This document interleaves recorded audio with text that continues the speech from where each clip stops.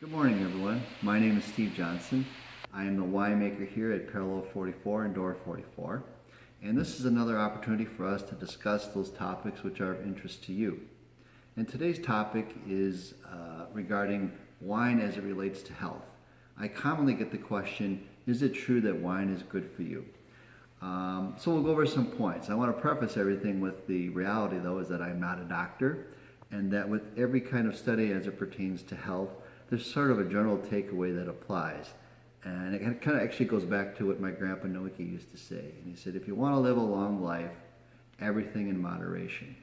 Well, he did live a long life, and he did drink wine, so I'm going to stick with that as kind of my mantra here for this discussion. Now, the whole notion of wine and its health benefits kind of got kicked off in 1991 with a 60 Minutes episode called The French Paradox. And in that segment, they concluded that even though the French had these diets which were much higher in fat and dairy products than, say, those of us in the United States, they actually seemed to have a lower incidence of heart disease.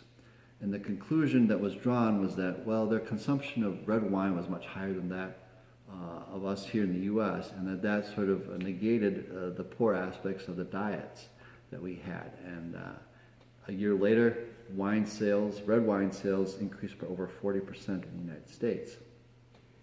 So there's been a lot of studies since that time that kind of make this connection between the health benefits of wine and our lifestyle.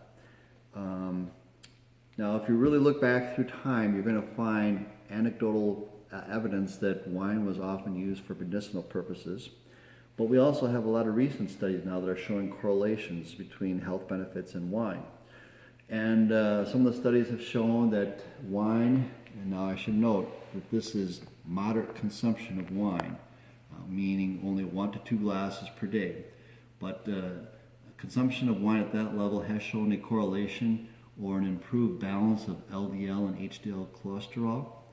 It is shown to lower your risk of dementia. It has shown to lower the risk of type 2 diabetes. Also, it has shown to decrease your likelihood of heart attack by 30% and lowering your risk of clot-related strokes by 50%. So some pretty impressive numbers. Many of these studies are not conclusory, but there seems to be a general trend that moderate wine consumption has led to better mortality for those who are drinking wine. So one wonders, what is in wine that makes it healthful? There's really, again, no definitive answer on this. Some speculate that it's the resveratrol that is commonly found in the skin of grapes.